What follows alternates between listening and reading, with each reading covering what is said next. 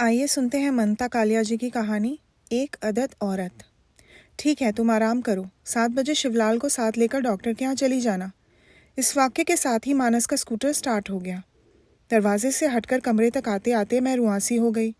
अगर मेरी तबीयत इतनी ही खराब है कि मैं साथ शहर नहीं जा सकती, तो फिर उसे भी नहीं जाना चाहिए था। उसे मेरे सिरहाने बैठकर शाम गुजारनी चाहिए थी। मैं धम से बिस्तर पर पड़ गई। मुझे गुस्सा और रोना साथ साथ आ रहा था। मानस जापानी नृत्य की टिकट लाया था। मैंने कहा, क्या होगा जाकर? वही छतरी लिए लड़कियां धीरे धीरे आगे पीछे चलेंगी। इससे अच्छा तो सिनेमा चलते। मानस चुप रहा। मानस की चुप्पी हमेशा आक्रामक, असहमत होती है। मैं पैर घसीटती अंदर के कमरे में चली गई। तैयार होते समय इस फीके मनोरंजन के लिए मैं अपना दिमाग भी तैयार करती रही। नहीं, मुझे अपनी नाराज़ी नहीं दिखानी है। एक आदर्श पत्नी की तरह ऊब को भी पतिव्रत का हिस्सा मानकर झेलना है। मुझे मुस्कुराना है, मुझे खुश होना है, मुझे सहमति में सर हिलाते चलना है।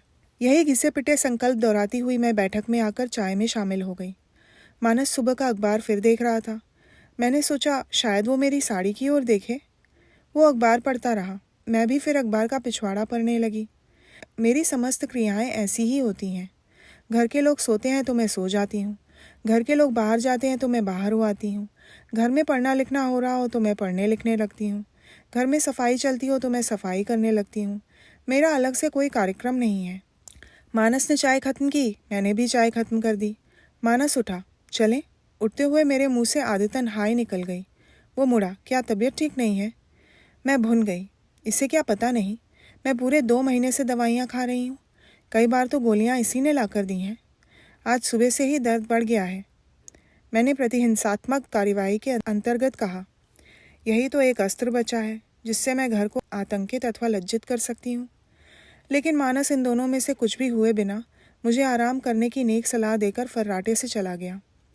क्या वो एक बार और आग्रह नहीं कर सकता था? सच वो केवल एक बार और कहता तो मैं सारा दर्द वर्द भूल कर चल पड़ती। लेकिन वो हमेशा की तरह न जाने किस तरंग में था। दफ्तर से ऐसे गुनगुनाते हुए लौटता है जैसे वहाँ ड्यूटी नहीं, वंशी बजाकर आया हो। हमारे खानदान में सभी को आज्ञाकारी पति मिले हैं, एक मेरे सिवा। मेरा पति हिरन की तरह अलमस्त और चीते की तरह चौकन्ना है। मेरे लिए ये बताना लगभग असंभव है कि अब वो क्या करेगा। इसलिए जब मैं सोचती हूँ कि वो रुकेगा, वो चल पड़ता है।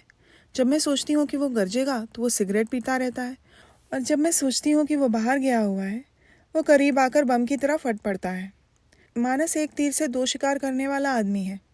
मेरे प्रति सहानुभूति मुझसे पिंड छुड़ाने का पर्याय है। मैं इतनी जड़ तो नहीं हूँ कि ये भी ना समझूं, बल्कि उसके साथ रहते चालाकियाँ पहचानने का मादा बड़ा प्रबल हो गया है। दुनिया मुझे चालाकों से भरी नजर आती है। शराफत जैसे नाजुक मसले का बोझ अकेले मुझको उठाना है। तभी दरवाजे की घंटी बजी। मन ही मन घंटी बजाने वाले को कोसती मैं उठी। बाहर 2 बेहद आकर्षक, आधुनिक, हम उम्र महिलाएं खड़ी थीं। उन्होंने एक निहायत परिचित अंदाज में नमस्ते की और बरामदे में पड़ी कुर्सियों पर बैठ गईं। अपना नाम व अपने पतियों का पद बताने के बाद उन्होंने मेरा नाम व मेरे पति का पद जानना चाहा। मुझे हंसी आ गई। माफ़ कीजिए, आप उनका पद पूछ रही हैं या कद? वो हदबुद्धि से मुझे देखने लगी। वैसे दोनों ही बातें गैर ज़रूरी हैं। मैं आपके लिए क्या कर सकती हूँ? ज़्यादा सुंदर महिला ने अपने होंठ गोल कर धीमे मीठे लहजे में बताया कि वो 11 नवंबर को एक स्नेह सम्मेलन आयोजित करने जा रही हैं, जिसमें रूना लैला मुख्य अतिथि के रूप में आएंगी। स्नेह सम्मेलन किसे कहते हैं? मैंने पूछा। उन दोनों को मेरे सवाल से धक्का लगा। आपको नहीं पता स्नेह सम्मेलन क्या होता है? उन दोनों ने निराशा से मेरे बिना रंगे होठों और बिना कटे बालों की ओर देखा। शहर की युवा महिलाओं को एकत्र कर उनमें परस्पर प्रेम की भावना, विचारों का आदान प्रदान स्थापित करना हमारे सम्मेलन का उद्देश्य है। अगर शहर में ये सम्मेलन ना हुआ तो क्या महिलाएं आपस में लड़ाई छेड़ देंगी? मैंने पूछा। वो मेरी बात नहीं समझी और मेरा ये विचार और भी दृढ़ हो गया कि स्त्री जाति की समस्त प्रतिभा पर मेरा एक छत्र स्वामित्व है। देखिए बहन जी, दूसरी औरत ने आगे आकर कहा, हम आपसे कुछ डोनेशन लेने आई हैं। 21 रुपये डोनेशन देने पर आपको 4 मुफ्त पास, 51 रुपये देने पर आपको द्वितीय पंक्ति में स्थान और 100 रुपये देने पर आपको मुख्य अतिथि के साथ चाय पीने का सौभाग्य मिलेगा। मैंने चेहरे की शिराएं खींचकर पेट पकड़कर निहायत मरियल आवाज़ निकाली। 11 नवंबर को तो मेरा ऑपरेशन है, बड़ा ऑपरेशन। बड़ी वाली महिला ने ठेठ अंदाज में मुझे देखा। काहे का? आंत का।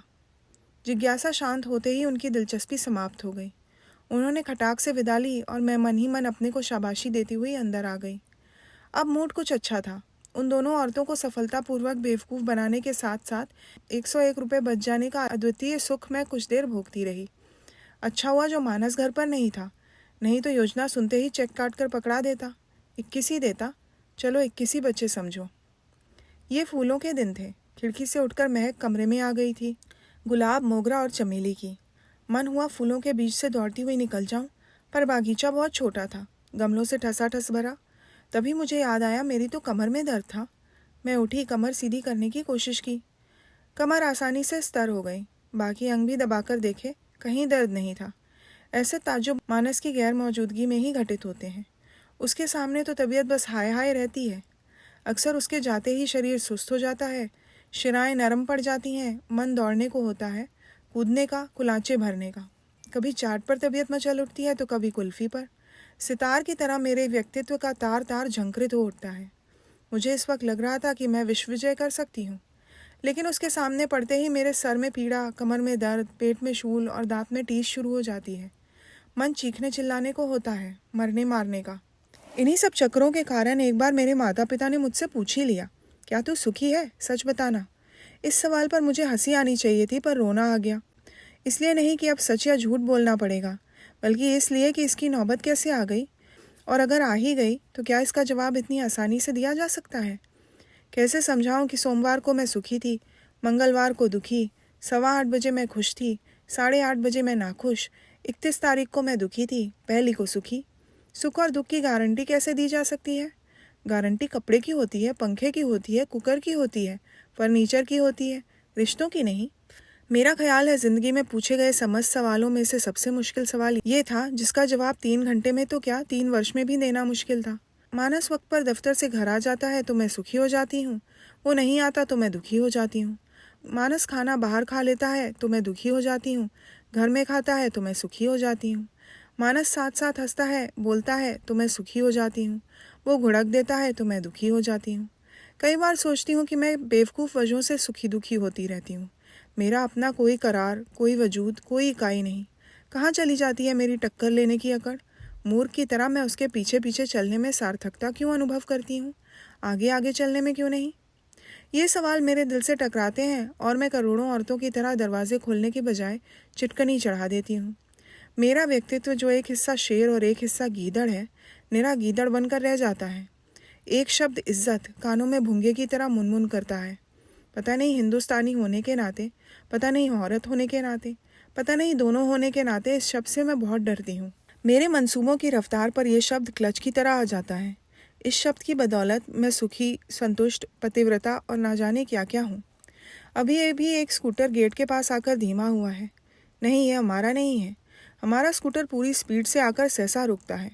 हज़ारों स्कूटरों की आवाज़ के बीच में अपना स्कूटर फ़ौरन पहचान सकती हूँ, जैसे माताएं एक यूनिफॉर्म पहने बच्चे में से अपना बच्चा पहचान लेती हैं।